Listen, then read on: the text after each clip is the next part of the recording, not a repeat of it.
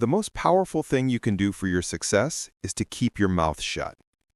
You know those moments when you're supposed to be doing something important, but you suddenly find yourself in a black hole of distractions? I've been there. My laptop is open, a document is waiting, but I'm on a deep dive into how to build a medieval catapult out of household items. I swear, I have a PhD in unproductive research. It's like a little gremlin in my brain goes, "Hey, you know that big scary project you need to finish? Let's check social media first, just for a second, I promise." And suddenly, 3 hours and 27 cat videos later, I'm wondering what happened to my day. I used to be a master of this chaos. My life felt like a cluttered browser with 100 tabs open and none of them getting any real attention. This is what happens when you're not intentional. Your energy, your focus, your time, they just scatter to the wind. And guess what? This same scattered energy is what makes us share too much with the wrong people. We open our mouths and spill our guts, thinking we're building trust, but we're actually building a trap for ourselves. We're so busy trying to be an open book that we don't realize our story is becoming a public forum. We're trying to be the 2.0 version of someone else, but we don't realize that our superpower is being the 1.0 version of ourselves. The game will change for you when you realize that nobody can beat you at being you. They can copy your moves, but they can't copy your essence. They can study your strategy, but they cannot steal your soul. So stop competing and start being. This is how you'll win. Today, we're going to talk about a simple 5-part framework for building a life of purpose and intention. We'll show you how to start playing offense, not defense, and how to create the kind of life you'll be proud to look back on. The secrets of the successful. The truth is, successful people don't tell everyone everything. They're not secretive, they're strategic. They understand that information is currency, and you have to be intentional about how you spend it. They understand that every single person who has ever met you should have a completely different idea of who you are built up inside their head. You are not a single monolithic person. You are a different person with your mother, your brother, your friend, and your boss. And the moment you forget that, the moment you become the same person with everyone, is the moment you lose your power. Let's break down the 5 things successful people never share and why you should not share them too. Their biggest weaknesses. I used to think that being vulnerable meant sharing every single one of my insecurities with everyone. I thought it would make me relatable, that it would make me more likable. But what I learned is that sharing your weaknesses with the wrong person is like giving them a loaded gun. They'll use it against you, not out of malice, but out of a deep sense of insecurity. They'll use it to make themselves feel better by making you feel worse. A successful person knows that vulnerability is a tool for connection, not for everyone. They share their weaknesses with a trusted few, with their vault people, as I like to call them. They share their fears, their insecurities, and their struggles with people who they know have their best interests at heart. They don't air their dirty laundry in public because they know that their weaknesses are a source of power, not a source of shame. Their next big move. I remember once when I was in a creative rut, I had a new business idea. I was so excited about it that I told everyone. I told my friends, my family, and even my colleagues. I was so eager to get their feedback, to get their validation, that I didn't realize I was setting myself up for failure. Every single person I told had a reason why it wouldn't work. They were not being malicious, they were being protective. They were seeing my decision through their own fears, their own limits, and their own life experiences. They were seeing a risk while I was seeing an opportunity. The negativity of others slowly chipped away at my passion, and I never ended up starting the business. I was so exhausted by trying to defend my idea that I didn't have the energy to actually start it. I learned a powerful lesson that day. Your next big move is a fragile thing. It's an idea that needs to grow in the dark before it's ready to be revealed to the world. Don't announce your goals. Just work on them quietly. The public victory is so much sweeter when it comes as a surprise. Their financial specifics. I used to think that talking about money was a sign of a successful person. I thought it would make me look good, that it would make me look like I had it all together. But what I learned is that talking about money is a surefire way to create jealousy and resentment.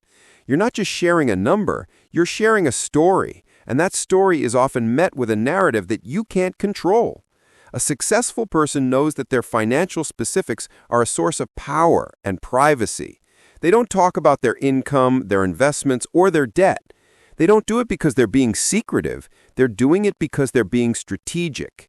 They know that their financial success is a byproduct of their hard work, and they don't need external validation to feel good about it. Their disagreements with their partner.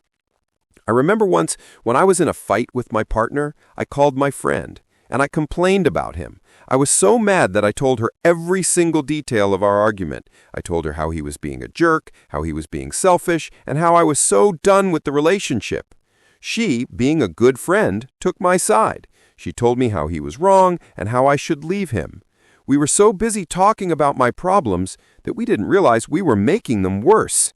Later that day, my partner and I made up. We talked about the problem, we apologized, and we moved on. But my friend, who had a front row seat to our conflict, was left with a version of my partner that was not true. She had a story in her head that was based on a bad moment, not on our entire relationship. I learned a powerful lesson that day. Your disagreements with your partner are a private matter. They are a part of your story, and they should be solved inside the relationship, not outside of it. Their deepest fears. I used to think that sharing my fears with everyone would make me more relatable, that it would make me more human. But what I learned is that sharing your fears with the wrong person is like giving them a roadmap to your soul. They'll use it against you, not out of malice, but out of a deep sense of insecurity. They'll use it to make themselves feel better by making you feel worse. A successful person knows that their deepest fears are a source of power, not a source of shame. They share their fears with a trusted few, with their vault people, as I like to call them, because they know that their fears are a source of vulnerability, and they don't want to give others the power to judge them, to manipulate them, or to take advantage of them. They know that their fears are a sign of their humanity, not a sign of their weakness. The authentic advantage is the good news. You have the power to change this. The path to a better life isn't about working harder. It's about understanding that authenticity is a strategic advantage. It's about making a conscious decision to focus on the things that matter and delegating the things that don't. This is how you change from a life of a busy but unproductive person to a life of a strategic, high-performing one. The core of this is about the 3 C's: clarity, confidence, and courage. Clarity. A strong sense of self gives you clarity. You know who you are, what you value, and what your boundaries are. This makes it impossible for others to manipulate you. You're not easily swayed by the opinions of others because you know your worth. You are a person who is in control of your emotions, not a person who is controlled by them. Confidence. Authenticity gives you confidence. You don't need external validation to feel good about yourself. You are comfortable in your own skin. You know your strengths and your weaknesses, and you're not afraid to admit when you're wrong. A confident person doesn't need to be a people pleaser because they know their worth. They are a person who is in control of their emotions, not a person who is controlled by them. Courage is the result of the first 2 pillars. Authenticity gives you the courage to be yourself, even when others are trying to bring you down. It gives you the courage to say no, to set boundaries, and to walk away from a toxic situation. It gives you the courage to be a person who is in control of their own life. So how do you start? How do you move from being a busy but unproductive person to a strategic, high-performing one? It's a simple 3-step blueprint you can start using today. Step 1 is the self-inventory. This is the first step to being known. I want you to take a notebook and a pen and write down your values. What are the things that are most important to you in life? What are your boundaries? What are the things you will not tolerate? This is the hard work of self-reflection. It's about getting to know yourself. It's about understanding who you are, what you value, and what your boundaries are. Step 2 is the silent goal. This is about practicing the art of keeping your goals to yourself. The next time you have a new business idea, a new project, or a new goal, I want you to keep it to yourself. Don't tell anyone. Just work on it quietly. The goal is to build a habit of working in silence. The goal is to build a habit of not seeking external validation. The goal is to build a habit of trusting yourself. Step 3 is the public victory. This is about sharing your success after it's happened, not before. When you finally launch your business, when you finally finish your project, or when you finally achieve your goal, that's when you share it with the world. This is how you build a sense of awe and respect. This is how you build a life that is so deeply fulfilling, you don't even have time to be on social media. The journey from a life of quiet desperation to a life of intentional action is not an easy one. It requires courage, honesty, and a willingness to do the hard work of self-reflection. But the payoff is immeasurable. The prize is a life lived with integrity, a life where you are the author of your own story, and a life where the gratitude you have for your loved ones is not tainted